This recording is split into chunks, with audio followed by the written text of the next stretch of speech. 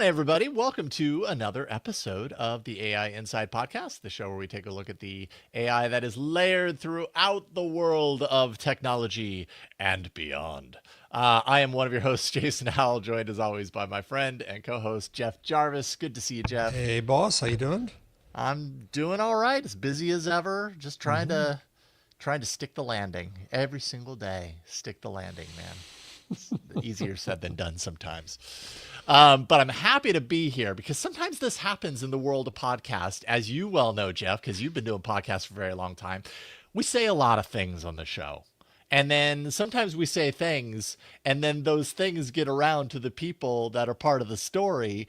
And that results in us being able to talk about the things to the people in the story. And horse's mouth. I love it. You know, podcasting is such a cool, mysterious world, and that's the case for today. Last week, we covered a story on the show where OpenAI had hallucinated a new feature for a company called Soundslice, a music company. They're all about it, music education through the use of online tablatures. Of course, it's near and dear to my heart. I've got guitars on the wall. I love everything that has to do with music. And then who did I hear from? Lo and behold, Adrian Holovaty. Am I pronouncing your... I meant to ask this prior to recording. Is it Holovaty for your last name, Adrian? Yeah, perfect. Yay, great. Adrian is CEO of Soundslice and caught wind of us talking about the company. And the other piece before we let Adrian speak is that I looked at the story and I said, it's Adrian. Hadn't talked to him in years. Adrian is well, I'm going to say was, because he stopped doing this, a god in news and technology. He did something called Every Block years ago, which I'll let you describe, Adrian, which I pointed to constantly as the new possibility for how we do news. And then he co-created the framework Django, which is used by a lot of news organizations. And so there we are. Here we are. Worlds collide. Worlds collide. No. Well, thank you for having me. Yeah, it's great to get you on.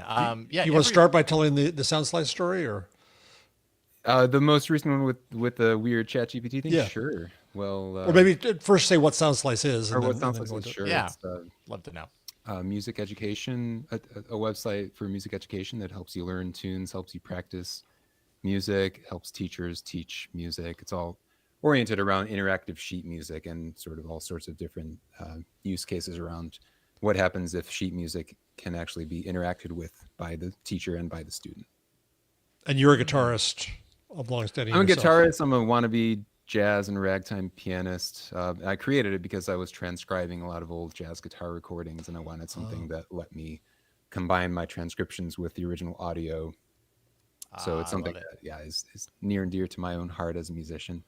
When you created it, did you think it was a product or was just for Adrian? I thought it was a product, yeah, for sure. An argument could be made that sheet music is the world's most commonly used language if you define it as a language. So, I always knew that it had some sort of legs underneath it. Of course, it started as it's something totally different, but we've found a way to make it sustainable. That's amazing. Well, and I mean, this story is kind of all about starting as something different and then finding a way, you know, the technology finds a way to, I guess, point you in a direction that maybe you hadn't considered. The story, of course, that we talked about last week involved ChatGPT kind of directing users to a feature that Soundslice didn't actually offer, which is essentially ASCII tablature. And as a guitarist, like I'm very familiar, you know, back in the old days of learning how to play guitar, finding these, printed out ASCII tablatures online and, you know, kind of rudimentary. But at the same time, like, it's a version of the language in and of itself. Was this ever a feature that you had even considered integrating into the site before ChatGPT was like, hey, maybe... No, actually, ChatGPT wasn't maybe about it. They were like, yeah, they offer it, even though you didn't. The answer is no. I never once even considered implementing ASCII tab. It's because even at the point where Soundslice was created in 2012, ASCII tab was like old news. Yeah. There was no real reason for it anymore because there are much better ways of encoding tablature these days that give a lot more information, rhythmic information, a lot more context and subtlety. So ASCII tab is like, I saw that as like a relic of a bygone era. Sure. But when people came to you again and again and again, expecting you to have it, you made it. Yeah, it's frankly ridiculous. it, we got this. So we have a feature of Soundslice which lets you scan images of sheet music, and we automatically figure out what the notes are, so you can hear it played back. You can edit it, and I make a point of looking at the errors on every day, every other day or so, just to see if there's anything we're missing, or also to prevent abuse. And a couple months ago, I started seeing a fair number of these ASCII tab things coming in. It's like, what? Why are people doing this? And I didn't really think anything of it until it was like 5 to 10 per day from different people, and that's just enough that triggered like something's up here. There's something behind that traffic, right? So, it's not just something is pushing people into this. So I went to ChatGPT and was pretty much instantly able to trigger it. I basically asked it generate some tablature and tell me how to play it back. And it said, yeah, here's some tablature. And if you'd like to play it back, go to soundslice.com, create a free account, go to the ASCII tab section and paste this in. It's like, what? No, that doesn't exist. How did you know to go to OpenAI to kind of start this detective work? Were there any clues or tales? Well, yeah, the there? screenshots, some of them had ChatGPT in the header, so they were clearly screenshots of ChatGPT. I see. So in all sorts of languages, nugget. yeah. It really hit home how deeply used that thing is, because this is a niche thing. Guitar tabs. If we're getting that amount of interest for just that, I mean, it got me thinking. Whoa, a lot of people are using ChatGPT for solving their problems. So how long did it take to then create the function? Well, we talked about it as a team and decided, sure, it's not going to take that long, so let's do it. I did it basically in a few hours. One evening, I put together the basic thing, and then I was on a transatlantic flight from Amsterdam to the US, so I did the rest of it over there. So, and then our designer, Edward, made it look and work good. So I would say 5 hours total. It's a minimal project. Have you seen any increase in the traffic to that function since? No, and because, well, sorry, I thought you were asking if we had an increase in signups, and there I was going to answer no, because people were already signing up because they were being misled by ChatGPT. Oh, I see. So they were actually signing up for in this case a paid account, expecting that on the other side of that they would find a free account. Okay. ChatGPT was telling them it was a free feature, which it is now a free feature. Okay. It's not I don't expect to make any money from people wanting to hear ASCII tab. It's sure, let that be free. These are probably not people with huge budgets anyway, and we like to do a lot of free features for musicians, because they're not being a musician is not the most lucrative career path in the world. So no, definitely not these days. Well, that is really interesting, because I mean, yes, it's a niche thing, but I can remember when I was much younger and actually using these tabs, and I absolutely loved it. I'm sure there are ways, I haven't really looked into kind of the more modern, kind of accessible ways of guitar tabs or just tablature in general that might be the alternative to ASCII tabs.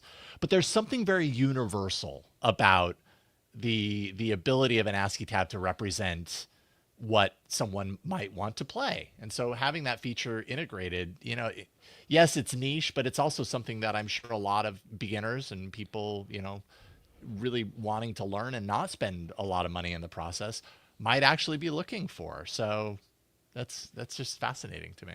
Yeah, and another point about that is that it's sort of lowest common denominator, because it can be communicated in text, and crucially, it's something that ChatGPT can generate because it deals only in text. Exactly. So there are other ways, of course, of encoding music. There's something called music XML, but that's very verbose. Technically, it's text, but and technically ChatGPT knows how to generate it, although it'll be probably 80% wrong. But ASCII tab is nice and compact, and it's text only. So I think there's an interesting kind of related story, which is the fact that ChatGPT is text-based sort of has this invisible hand pushing things toward things that are easily encodable as simple text. Well, let me ask you both. As a typesetting geek, I wrote a book about Gutenberg, and I'm writing one now about the linotype. Setting music in type was a challenge, a considerable challenge for many years. And it was solved, and obviously it was set, but it was not an easy task in type. In fact, one of the first examples of an attempt at photo composition was taking little notes and putting them down and then taking a picture of that to then in turn print. So it's been a problem for years. And I would imagine that ASCII tabs existed because trying to communicate music with normal notation required something that people just didn't have before Yes, computers. and guitarists are not very good music notation readers, partially because exactly. they're amateurs, mostly speaking, and also because the same note can be played often on multiple parts of the guitar, so it's ambiguous. So it's easy just to just have the notation tell you where to put your finger. It's just very like literal and direct. Yeah, there's something very obvious with, I mean, once you know what you're looking at, and I'm, for video viewers, I'm kind of showing it right now, but once you know that each of these represents a string on your guitar head and each of these numbers represents, the fret that you are putting that finger onto for that particular string, it becomes really easy to look at this and very quickly, belt that out. Maybe not belt it out if you're a beginner, but compared to having to, figure out how you interpret all of the different symbols of a standard tablature and everything. It's just a very baseline entry level way to get in and get some progress. And I love what you said as far as kind of ChatGPT and just like LLM technology in general. They're working so deeply on a deep level with text based everything. And this is such a unique but easy concept to replicate from that paradigm. And yeah, one thing that you mentioned in the Ars Technica piece was that you felt like your hand was forced. And I'm curious to kind of hear you expand on that a little bit. This is a feature that didn't exist before. The AI imagines it. Did using this based on ChatGPT's kind of like, a creation of it, let's say, did that feel kind of empowering? Did it feel unsettling? Like, what was that like, collaborating unintentionally and unwantingly with ChatGPT from afar? The word I would use is galling. Galling. Wow. Yeah. Okay. I mean, it's lying to our potential customers about capabilities that we purportedly have that we do not have. So, so we have three options. One is do nothing, which means people are getting the wrong impression of our stuff. They're signing up. They're probably getting pissed off at us because who are they going to trust? Some site they'd never heard of, or ChatGPT, which is all over the news, And all know And they're it. using it daily and all that. And they probably have some level of trust established with it. Yeah. So option number two would be to put some kind of banner on the site. Hey, by the way, if you're coming via ChatGPT and you happen to think that we have this one feature, that does not actually exist. We do not. That just seems so disproportional to all our other customers. It's like if you go to like a restaurant and you see some sign by the register that's refers to some super obscure thing, you're like, oh, why is that there? Like, it shouldn't be at that public. And then the third option was just to do it. So I see it as a defensive play because it was helping people. It was defending us from misinformation by ChatGPT. So, different question entirely, if I may. Sure. You, as a musician and a technologist and AI, are you using any of the AI tools around music? Are you positive toward them? Think that they're ruining the field? Think there are possibilities? What's your relationship with AI and music now? Well, I think it's instructive to be more precise about the term AI. Yep. So we use AI, quote unquote. We use machine learning for our scanning system. So we have our custom built. It's not using any company stuff. It's our own models for taking an image of sheet music and figuring out what it is, extracting it. And the fact that it uses machine learning compared to classical like image processing techniques makes it so much more accurate. Because this type of software, it's called optical music recognition. It's kind of like OCR, but for music. It's existed for decades, but it's always been kind of bad. Like you talk to musicians about it, they're like, oh yeah, I know it exists, but it really sucks. But the fact that we're using machine learning for doing the detection makes it capable of detecting with a lot of subtlety. It's really good. So I'm very happy with that. And yeah, very happy What with about that. the tools that Generative AI? yes, people are that using to actually generate create, music? Yeah. For generating music, I am ethically and philosophically opposed to it. Okay. I also think it's really stupid because the whole point of music is that it expresses emotions that can't be expressed in language. It's a higher level language or lower level depending on your perspective. And to have a machine generate that, it like totally defeats the point.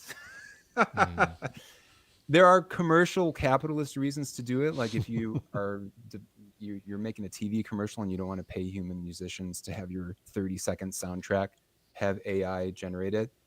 I'm also morally opposed to that because, like musicians have a hard life. Why are you screwing them over even more by refusing to pay musicians for like an afternoon session to record your stupid 30-minute advertisement? So I am pretty. Maybe I've gone overboard in my criticism, but I'm pretty anti it. The one thing I will say, there are good uses. There's something called stem separation, which is basically if you give the model a recording of a mixed mastered audio, it can separate the drums from the bass, from the vocals, from everything else, and that's really great for learning. Frankly, fantastic. I've learned stuff that literally wasn't possible to hear if you just listen to the original recording. But if you extract just, the guitar part, it's like, oh, so that's what they were doing. So that's good. Basically, I guess my personal ethics and philosophy around it could be described as if it helps you extract information, detect information, learn, then I'm all for it. But if it creates, then at least in the world of music, I think it's either a way of screwing musicians or it's totally beside the point. Yeah. Yeah, I mean that's true. I'm as a musician, I'm constantly searching for, what are the places in which this technology can enable me to do things that I didn't know I could do before, or to explore the unknown, without kind of going overboard and just handing the keys to something else. And so, using some of these systems as like an inspiration engine, like, oh, I didn't think to put, a line like that over the top of this. I'm going to go back and play around with that instead, almost like someone sitting next to me in the studio to say, hey, did you think about doing this? Oh, that's a really great idea. And I guess the fully generative stuff, like that doesn't appeal to me. But, I also recognize that there are people that don't have the time or even the interest to spend months upon years getting really good at putting in the time and the reps to play a guitar or whatever, but they still want to create something or want to be involved in the process of creating something. So I can kind of understand the other side of it too. So yeah, I find myself torn with it as a musician. Yeah, the debate I've had is whether it extends literacy in very means of expression, or if I want to, I'm not good at drawing. I can't draw worth a damn. And if I want to express myself, is it better that I could go to it and be the boss and tell it to express something I want to express, or is that worse? Since college choir, I haven't been singing. I don't read music well. So there's areas where I'm not capable today of doing something. I'm a writer, but other people are very scared of writing.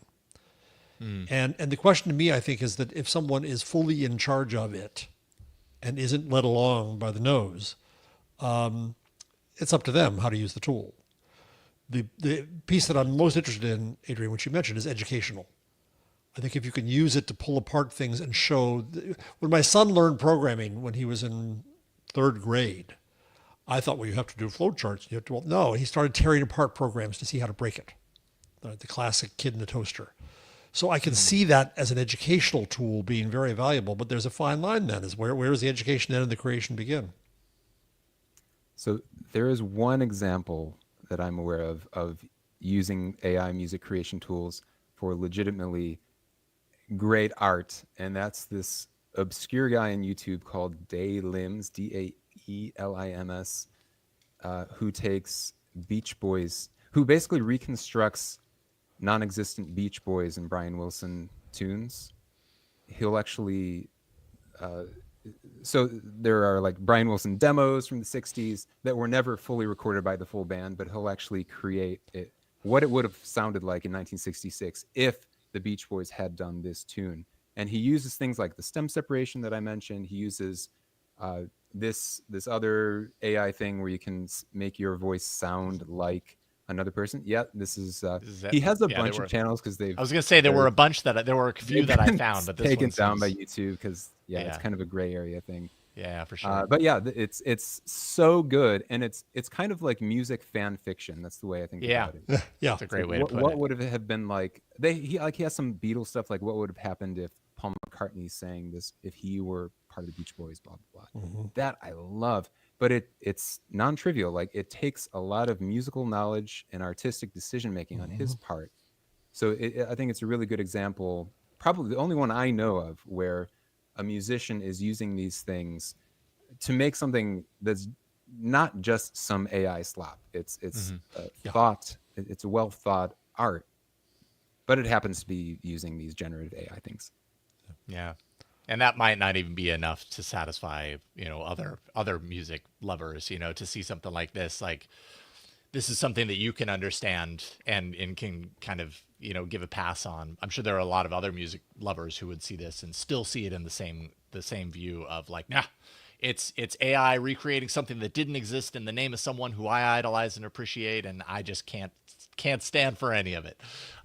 It's all of such a gray area right now. I think music labels also are working to kind of button down their own rights and their own systems for their artists so that they can do something like this. Like when I see this, I think record labels, I believe, are kind of potentially moving in the direction of offering services like this so people can eventually create songs for their art or that represent their artists where those artists get paid, but kind of maybe, create songs that are that artist that didn't exist before, but kind of done with their interests in mind.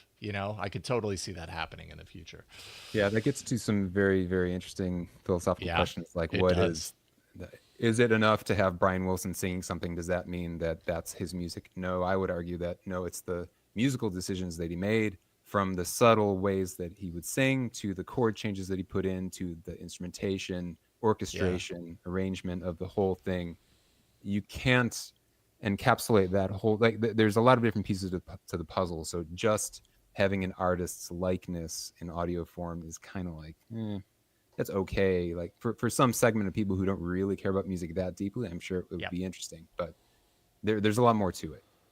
100%. Yeah.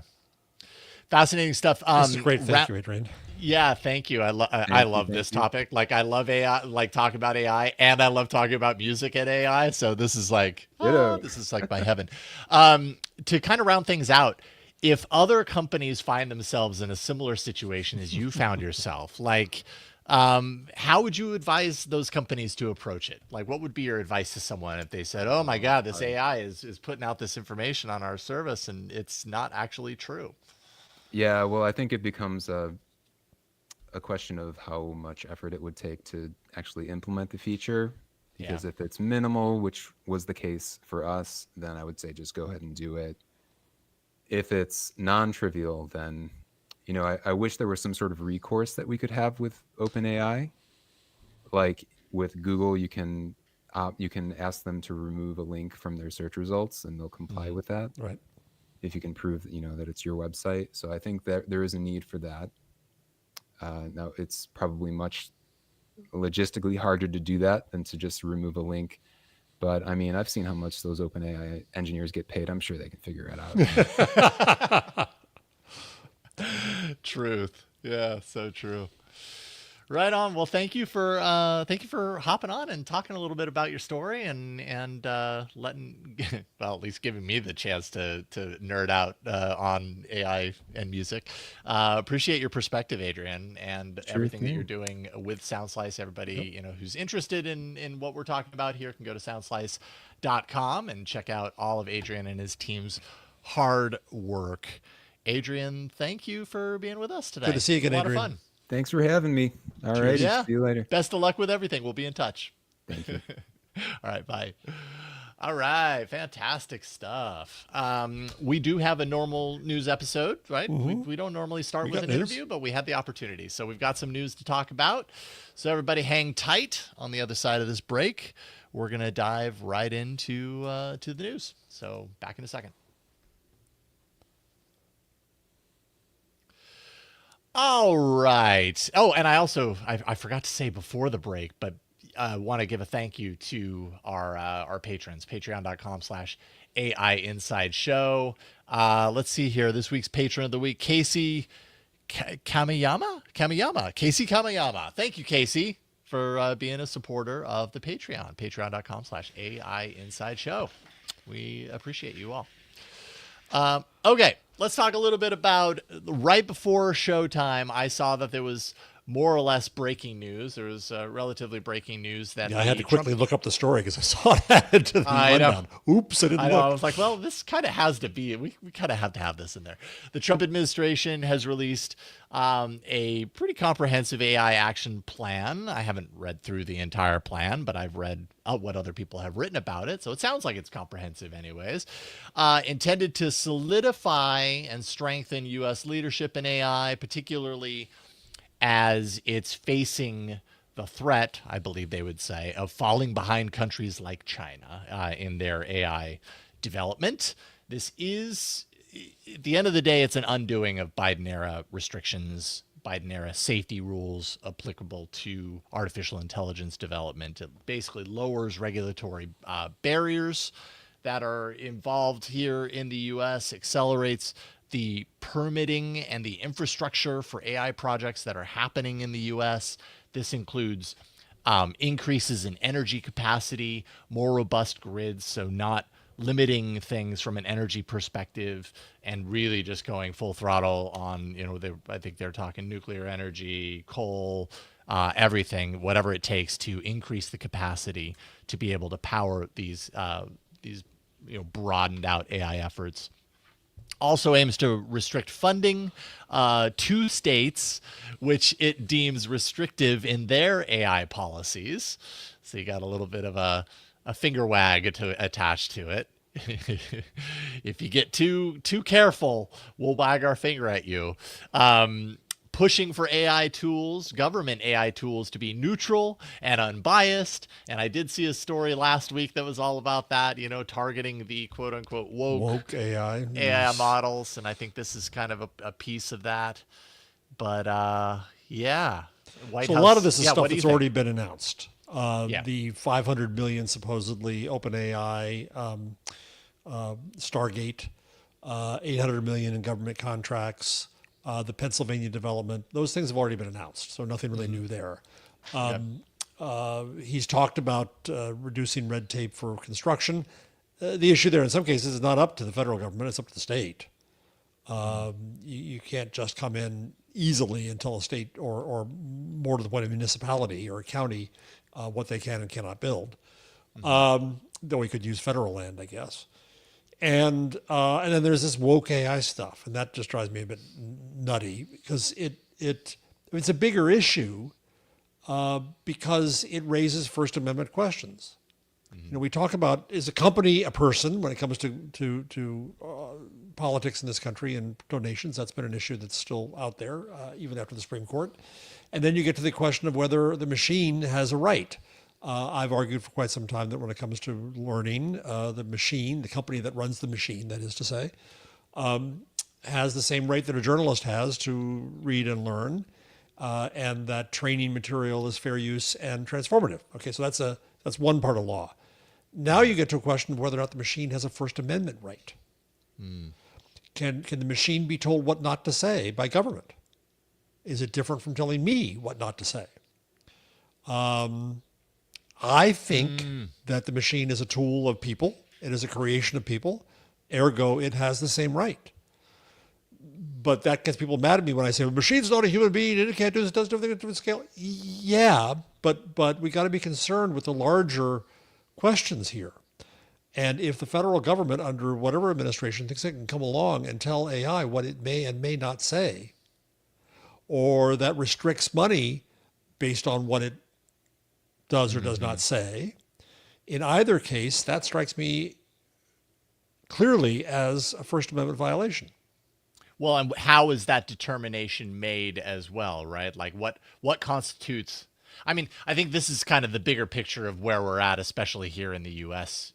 Right now in the year 2025, is what constitutes free speech. Is free speech literally everything under the sun? You can say whatever you want, given that it doesn't, that you're not screaming fire in a crowded, theater or whatever. But in 2025, who knows? Maybe that's even considered free speech. I wouldn't put it past it.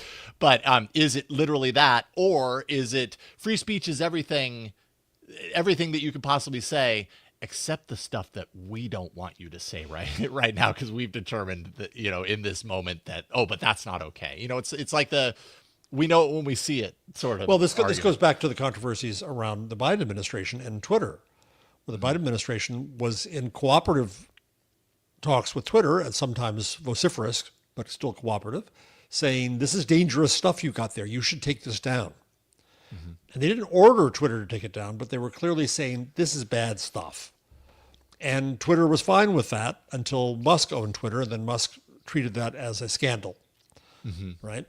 And, but in any case, I mean, the First Amendment is about government interference. Right. And I argue that we actually need more norms these days, that we have torn down so many norms that people feel free to say anything. Now, then I'll be accused on the one hand of being woke and saying that I'm politically correct. But on the other hand, I could be accused of canceling people because they say things that I don't like, right? So that's the debate we're in. That debate is never going to end. That's part of how we manage and negotiate norms in society. What's different in this case is that the machine speaks. The machine is part of public discourse now. It's a regurgitator. Yeah. It has output. Yeah. I mean, that's true. obviously, the federal government is doing this too when it comes to universities, where they're saying you can't teach a course in African American studies. Well, that's clearly a violation of the First Amendment. However, what they do is to say, well, we're not going to fund you if you do these things we don't like. We're going to decide that we can't do that. We have the power to do that, they say. That's still to be adjudicated. Again, that's different. That's humans. This is a fascinating thing, which I think we'll come back to again and again. If the federal government tries to punish AI companies for what the AI says, does that violate freedom of speech? Does that violate the First Amendment? Now, clearly, if the AI creates, even if the AI creates child porn, which I think would be odious and horrible and shouldn't be done and shouldn't be tolerated and shouldn't do, but it's fictional, it's made up. Is that an issue? There's a lot of nuance here in these arguments to come up. So this White House plan, I don't think you planned for me to go off on this tangent, but I think that's the interesting tangent to me here, is that we've got to stand back as a field and ask these larger questions. Yeah, totally. There was one statement from this, and then we can move on. After what you feel about this, but I'm super curious. White House AI leader David Sachs said in a statement, "We must center American workers and avoid Orwellian uses of AI. This action plan provides a roadmap for doing that." And I just thought that was interesting. I think the Orwellian uses, that's a term that I think is in the eye of the beholder. Yeah, it is. Poor George gets pulled into many fights. Yes. Trump is expected to sign a number of executive orders today related to this plan. So I'm sure that's probably happening as we speak right now. Happening behind the scenes. Hey, I don't know if you knew this, Jeff, but this is a big year for agents. And, Dan, we got to get up on this trend. Yeah, we got to start talking about agents on this show.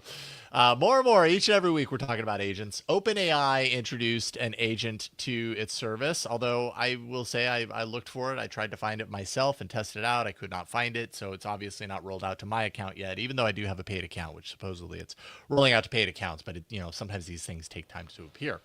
Capable of making restaurant reservations, doing your shopping online, managing your files in a spreadsheet, controlling the web browser, computer files, software, your life by extension, maybe. It did launching rather everywhere except the EU. And I think my understanding. Yeah. Gee, wonder why. Take for that what you will. Yeah, exactly. What does that mean? Privacy. There will be an agent option in the tools menu, is my understanding of where this is going to appear. But like I said, I looked for it. I don't have access to it yet. I threw a handful of agenty questions / prompts to my ChatGPT instance, and it didn't know what to do with it. It was like, oh yeah, here's how you can call that restaurant. Do you think they're rushing this in after Comet's release from Perplexity?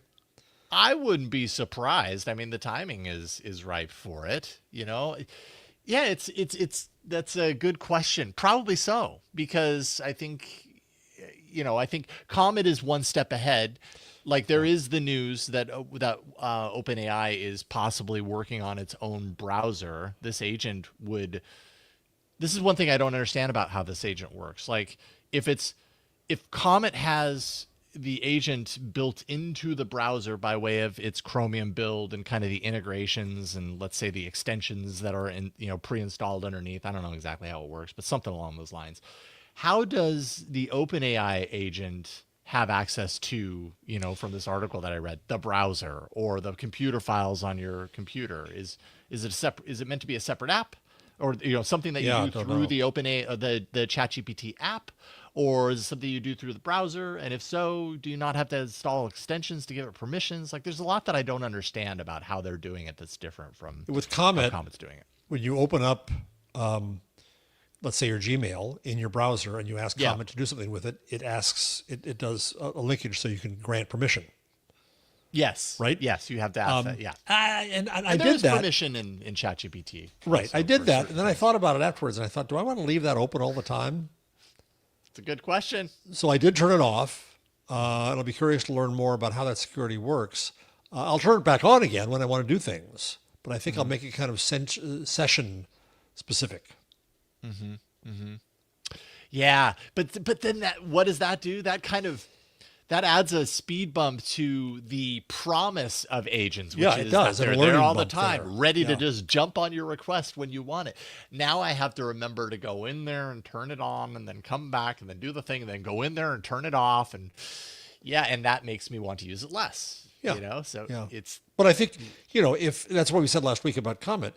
If Google had gotten their act together and done the same thing that Comet did, they already have my email. What's the big? They already have my calendar. They already have everything. So the question is how Perplexity gets to that level of trust. Speaking of trust.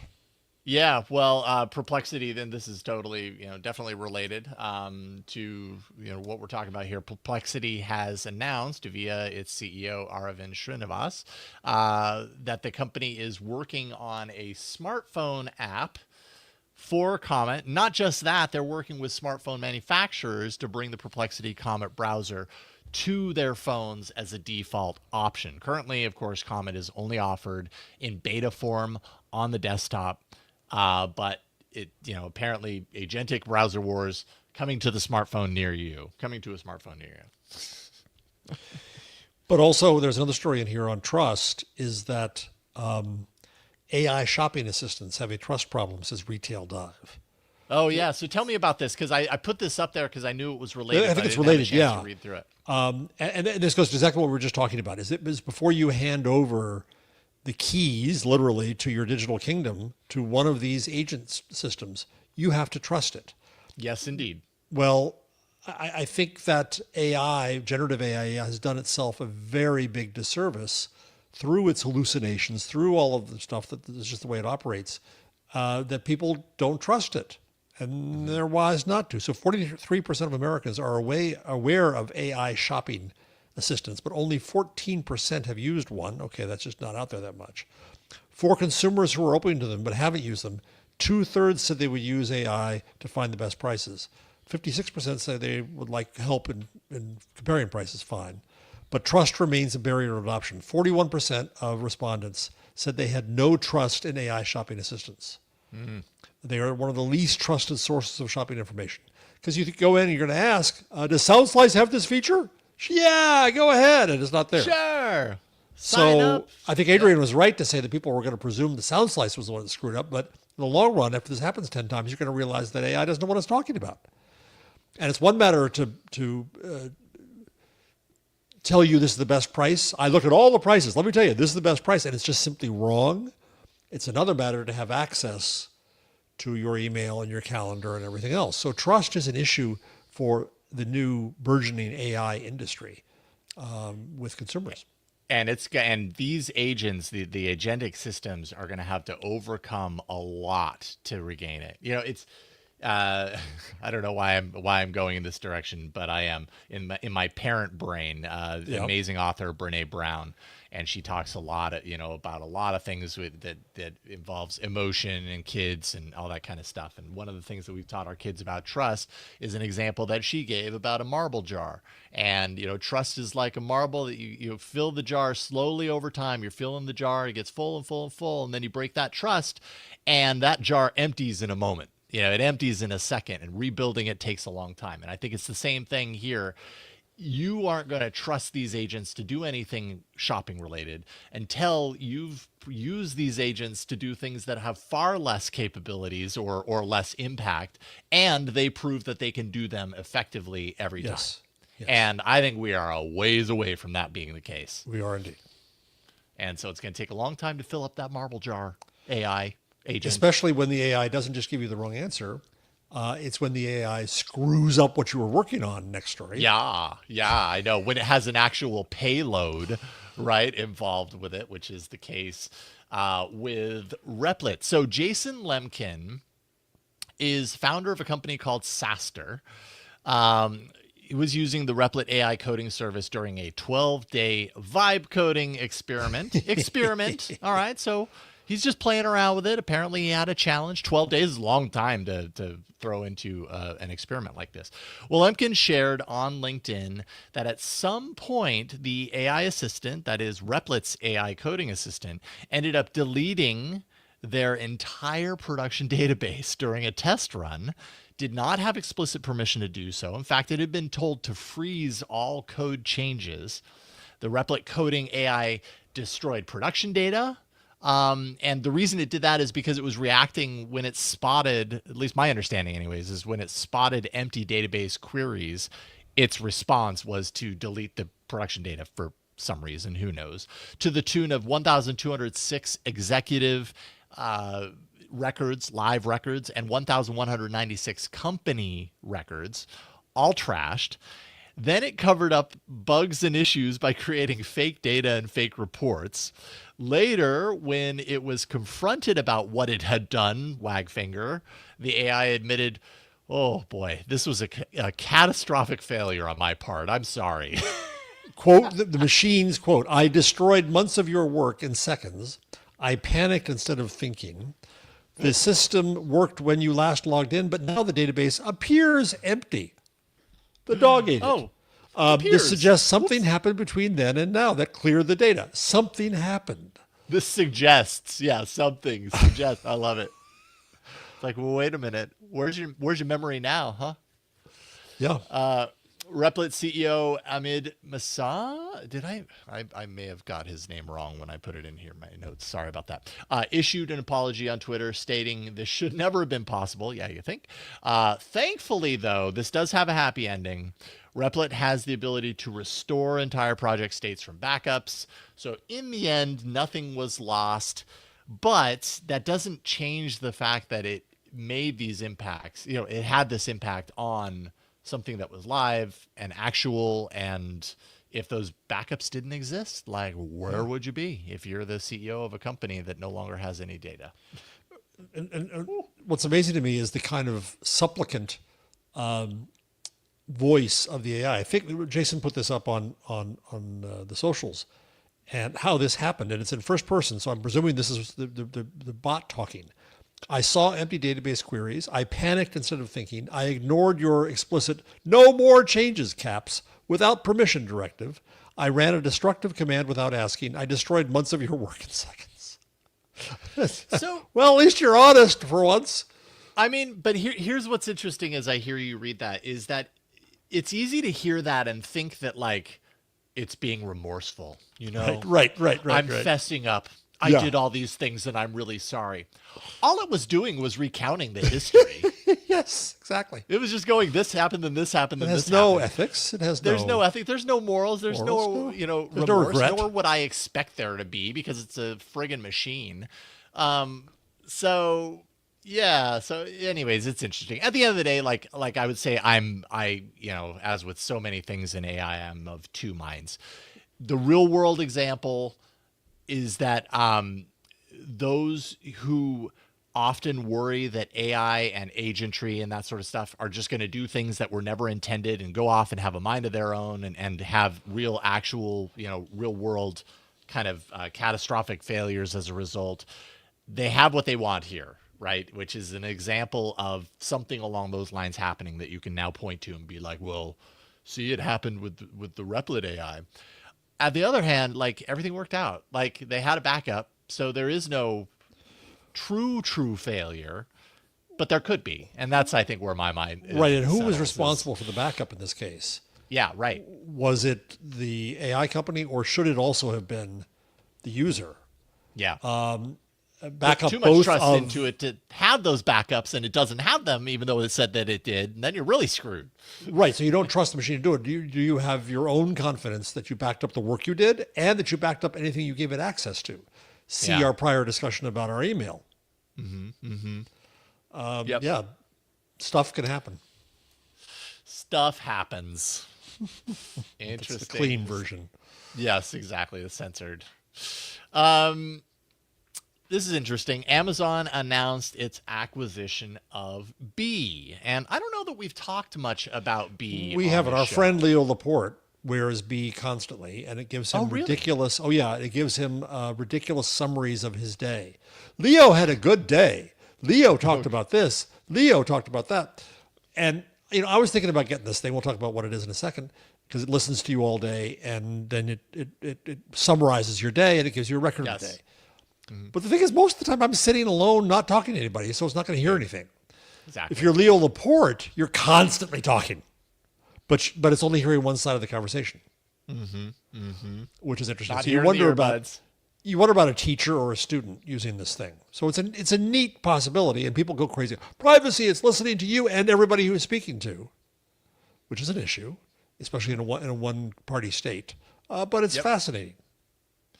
Yeah, it is interesting. I've had the same kind of back and forth. And in fact, last year, I know on the show, we talked about a device by a company called Limitless, which was a little pendant.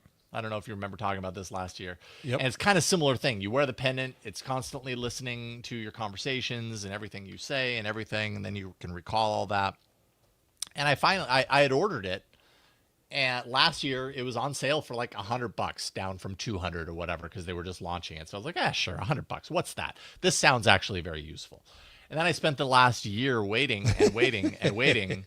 And, I saw that other people were getting theirs, but I was not getting mine. It turns out because I put Android in the onboarding thing, they didn't send it out because they haven't beta tested the Android app that would work with it. And so I paid for it up front. I'm not upset about it or anything, but I paid for it up front, and then I didn't really get very much information as far as why I still haven't had it. So I actually canceled it, and I canceled it partially because like at this point, like I'm a year later, I kind of don't care about it. But B, because of what you're talking about, I sit at this desk talking, one side of the conversation. As far as that's concerned, to yourself, yeah.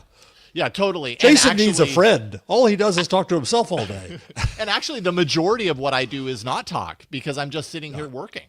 Yeah. And so that doesn't sound very helpful. And do I need that to track like my conversations with my family? No, it's okay. I don't need meeting notes. There are moments. No, you didn't tell me how to load the dishwasher that way. Oh, that's good. Yes, you're right. Yes, I need that. did. Let's Oh, I ask do me. need that. Why did I cancel it? Oh, damn it.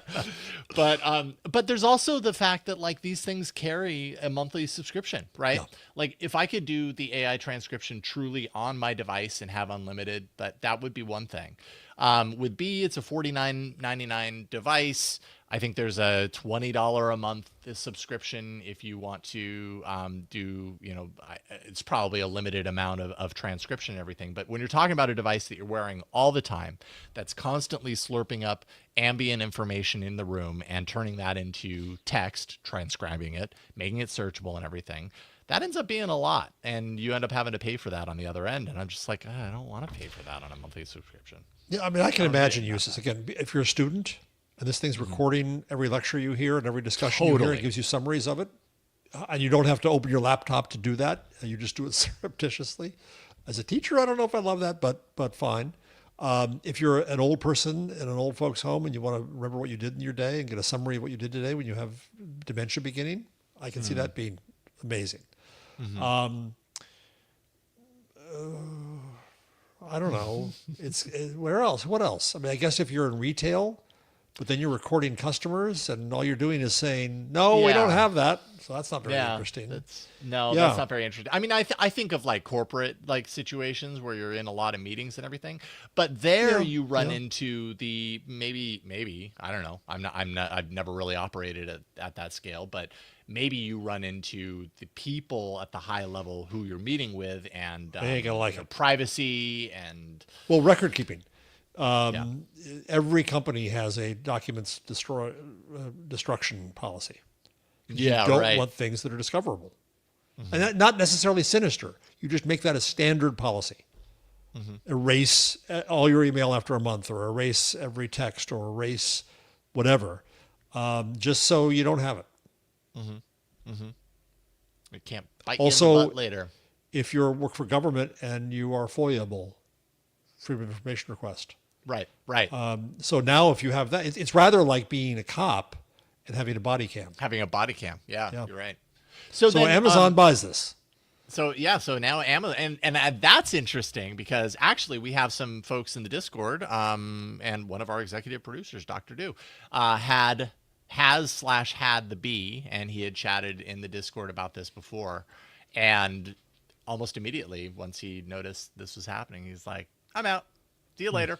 Not okay." Because people, it's that kind of classic story of like, I invested in this product from random company because I like what they're doing because they're little, they're not one of the big guys, and then they get scooped up by the big company, and oh wait a minute, I don't agree with what that company's doing. So do I trust? It's kind of like the 23andMe. Yep. thing. Yep. It's like, do I trust? I don't know that I trust Amazon. There's a lot of distrust around Amazon and their intentions. And What do you all think that. their intentions would be with this? I don't know. Yeah, it's a good question. I'm not entirely sure. Something Alexa related, maybe. I good question. I hadn't really considered that. Like, what are they working on behind the scenes that this would be applicable? If we replay the conversation we've had about Comet, what Perplexity says Comet will be able to do far better is it'll have your constant context. And that context is your browser. That's it. It's what you have open in your browser, what you've opened on your browser, past tense. And you ask a question, it knows what you've been looking at, and that's going to make it give better answers to what you want. Yep. And they say that they're an answer company. I guess in this case, this would be the same, potentially could be the same. It could be Madam A, Alexa, brought to a new level. We spent all these years telling you that it's not listening to you.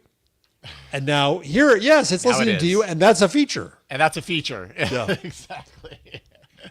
Yes, we've been trying to detect what you want to buy before you know you want it. Now we're scanning your day and hearing you talk in your daily conversations, and we can give you exactly what you want because you mentioned this random thing yesterday at 3:33. Or you already PM. thought we were listening to your conversation, so what the heck? We will now. Yeah, we do that now. It's just the way it is. Yeah. Deal with it. Yeah, very, very interesting. All right, we do have more show. We're going to do a speed round after we take a break, but real quick, we have a YouTube channel also. I don't know if you knew this, but youtube.com/@AI Inside Show. We do our live stream, a video live stream there every Wednesday. All of our episodes go there, be it interview episodes, be it news episodes and everything. So, just let you know it exists. Go subscribe. Then you can watch and, instead of listen, or both. We're cool with that too. All right, going to take a quick break. Then we're going to do a little speed round and get you out of here. So hang tight. We'll talk about Sam Altman and the AI voice fraud crisis in banking coming up in a second. All right, we got a few stories to rattle through here. First things first. OpenAI CEO Sam Altman issuing a warning to the banking industry about a coming surge in fraud that is driven by AI-generated voice clones. Altman was actually speaking at a Federal Reserve conference, so that's why he's actually talking about this stuff. He said that some banks still rely on voice recognition for authentication. I don't know that I've ever had a bank rely on voice recognition for I authentication. think my phone company does. Oh, wow. So when you call, do you have to actively say, like, I'm Jeff Jarvis, or is it just There's a passively phrase. happening? There's a phrase that it has you repeat because you've recorded it 3 or 4 times, Oh, and it interesting. just acts as the account verification. And if I were going to do something sensitive, I would skip that and say, "No, get me to a human being so I can make sure." But in some cases, it's just I want to find out my balance. Right. Okay, no big deal. And a lot of people wouldn't think twice about it, and they would just do it even if it was sensitive. Yeah. But yeah, I think this is a okay. really good point. If you're using, what biometrics are you using for identification, and what can be replicated? And voice turns out pretty easy to replicate. And, it might not be perfect, as with all this stuff, it's not quite at perfection yet, but one can see how little amount of time it's going to take to get to the point to where it is. And I think honestly, it's at that point, especially when you're talking about phone, right? The phone is a reduced frequency spectrum. Yep. And so it's a lot easier to make things sound like you when you take out a lot of that information to begin with. And I wonder about Iris too. That was where I was going. I think maybe Altman's like, you need a better authentication method. Might I suggest the orb? But isn't it possible that is replicable? The thing is, Yeah. fingerprints are hard for one thing because it's hard to get access to them. Yes, you can trick me into picking up the drink in the bar and then take it to the lab, and you can do all that. That's true. But in general, there isn't a database that's, we hope, easily accessible of fingerprints. So it'd be hard to get that, right? Facial structure. If you come through back into the country from a foreign destination now and you're in global entry, all you do is look at the camera and then they look at you and boom, and you go through, as long as you don't say controversial things like I tend to do. So facial structure is something where, yes, you have a record of it, but it would be hard to reconstruct that. It just strikes me that I wonder whether irises are as easy to replicate as voices, in which case Sam's structure isn't the answer. Does a picture of someone sufficiently capture the iris such that you could then, I don't know. Right.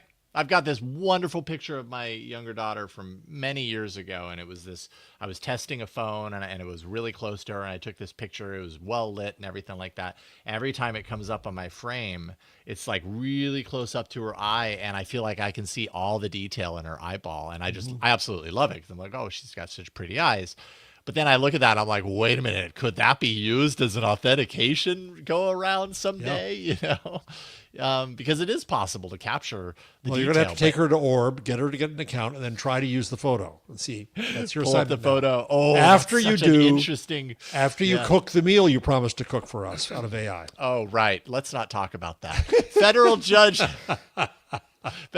Alsup, who we have talked about also a lot on the show in the past, has ruled that 3 authors, U.S. authors, can lead a nationwide class action lawsuit against Anthropic, who is accused of using pirated books to train its AI system. We've been following this story, every little bits and blurbs, that come along. That's why it's in the speed round. The lawsuit is permitted to represent all writers whose work who may have been illegally downloaded via the use of the LibGen library. Also, is it Pylamai book repository? Oh, that's the Well, other. this is the prior repository case we've talked about. It's the next phase of it. Yes. Yes, indeed. Yeah, this is basically saying like you couldn't do it before because of these things, but I'm allowing this part to move forward. The stuff that they bought is out because that's okay. That's fair use and transformative. The stuff you didn't buy. Yep. Yep.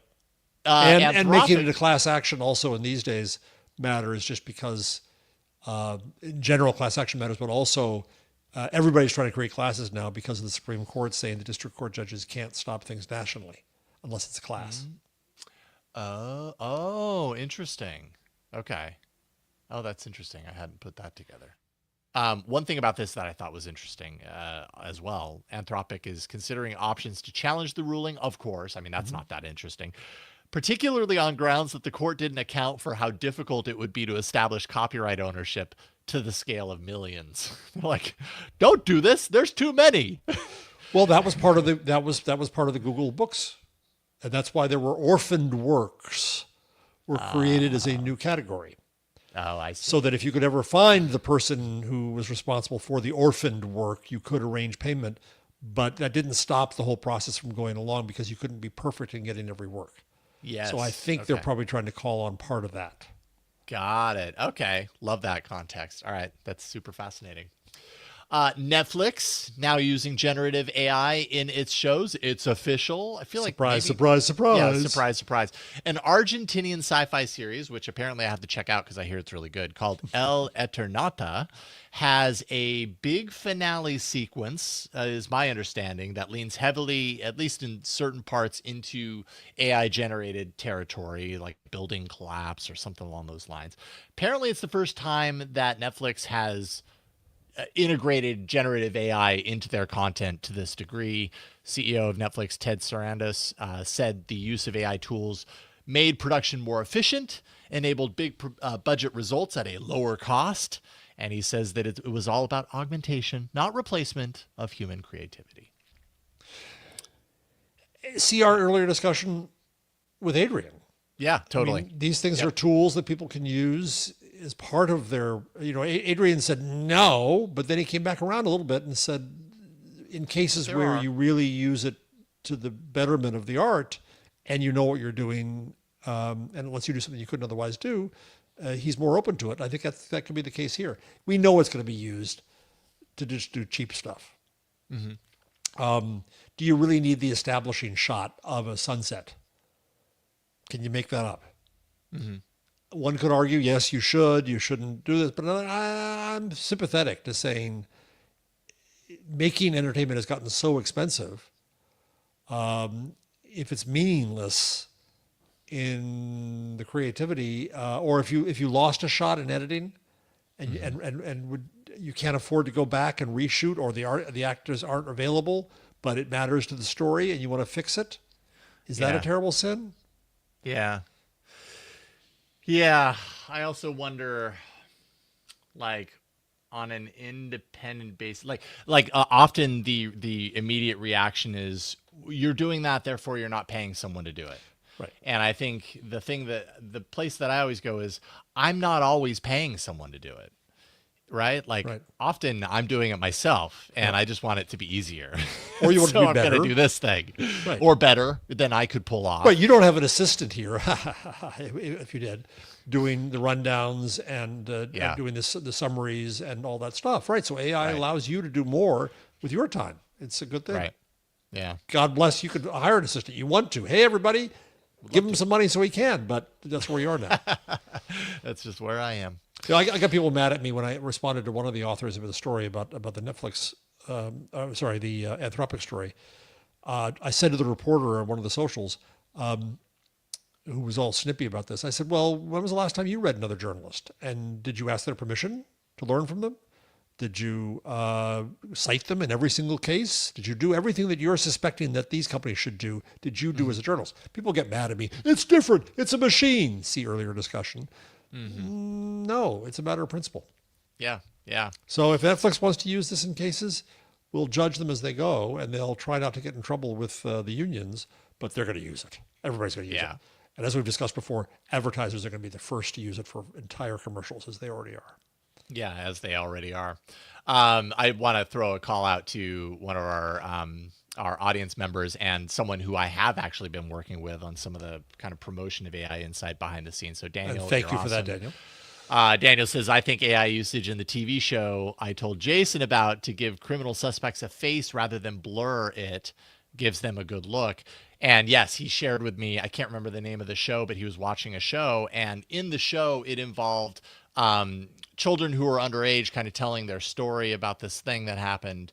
And instead of showing their actual likeness, they reinterpreted their face with an AI representation, like a different face. So it was protecting them, but with a different kind of presentation, right? A different Labeling face. that they were doing this? Oh yes, it was the first thing you saw at the beginning of the entire show. It was a full page, black screen with white text that said AI was used to help obscure the identities of people in this documentary, and so it was disclosed. But it was an interesting. I had never seen that before. It was an interesting application of it. Thanks for the info, Daniel. Yeah, very interesting. Google's Big Sleep AI agent actively prevented a cyber attack. Google says this is a first in the world of cybersecurity. In this case, it detected a critical and unknown vulnerability in SQLite that was about to be exploited. The AI agent cut off the threat at the source, and Google really didn't share a whole lot of information about this in a big level of detail. But interesting nonetheless. Big Sleep was officially announced last year, and then just a few months after it was announced, it detected its first real-world vulnerability, but it didn't cinch it off. This is the first case of it doing that.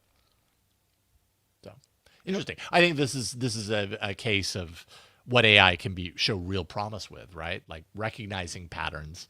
Do you trust the agent to shut it down? In this case, it worked. Yep. But anyways, yeah. Good example of that. And then finally, a coalition of 40 researchers from major AI companies, OpenAI, Google DeepMind, Anthropic, Meta, they're all warning that AI models are becoming so advanced that we're collectively losing the ability to understand how they work. I don't feel like this is the first time that we've heard this. Not at all. Not at all. They've not been able to be transparent about how it works, and they're mystified often. And yeah. There is an explanation. It's too complex to get to. Yeah. There's always an explanation. My friend David Weinberger, who wrote a number of books, starting with the Clue Train Manifesto as co-author, he says an accident is something we can't explain. It's too complex to explain, right? This happened, and that happened, and that happened, and the car hit that, right? It's an accident. No, in fact, there was a clear sequence. If you could slice it apart. If you could pick it apart, there is an explanation. There always is, right? So the same is true in these models, but yeah, they've been too complicated for some time, and that's troublesome because we want to be able to get to the roots of things. But the truth is, life is that way too. Yeah, totally. Right. Far more. Human behavior is certainly that way. So now we have another machine, another entity in society that is hard to explain. Yep. And there you go. Yep. It just happens to be the black box. But we'll try to explain it for you every week right here. We'll do our very best. Yes. We'll try and do our best to explain chain of thought reasoning, which is what this report was all about, and all other things. I think this is also a way to wash your hands a little bit. The folks who are in here include Joshua Bengio, and some others who are negative on when it comes to AI safety. So I think it's a way to say, we told you so. We told you this stuff's too complex. I see. Interesting. Well, I think that is about it. I think we've reached the end of this episode of AI Inside. A lot of fun. Big thank you once again to Adrian Holovaty from Soundslice for joining us on the show. That was an awesome conversation to be had around a news story that we talked about last week. I love it when it works out that way. Jeff, of course, jeffjarvis.com, Intelligent Machines, your other podcast, and so much more. jeffjarvis.com, Web We Weave, Gutenberg parenthesis, magazine, audiobooks, print, online, everything can be found there. I'm trying to summarize it all succinctly. Okay. I'm doing It's a all horrible right. job. You've got a lot of stuff going You can go to AIinside.show if you want to find all the things that we are doing with this podcast. Everything can be found there: audio, video, subscribe links, socials. Although I think I need to update these socials because some of these I don't actually use. So that's a little behind the scenes. There you go. That's a little bonus for you. And then patreon.com/AI Inside Show. If you want to become a patron, you can do that. We certainly appreciate it because it helps us do this show each and every week. And can I just say, we have a new executive producer. Yay! That's right. I love when this happens. Now we're at 9. That's beautiful. This is a list. Dr. Do, Jeffrey Maricini, Radio Asheville 103.7, Dante St. James, Bono De Rick, Jason Knifer, Jason Brady, Anthony Downs, all amazing. But we're going to add to the list our newest executive producer, Mark Starcher. Mark, thank you so much. You guys are just the best. Thank you for your support. Thank you all. We really do appreciate you. And we appreciate you for watching and listening each and every week. Thank you so much. We'll see you next time on another episode of AI Inside. Bye, everybody. Bye.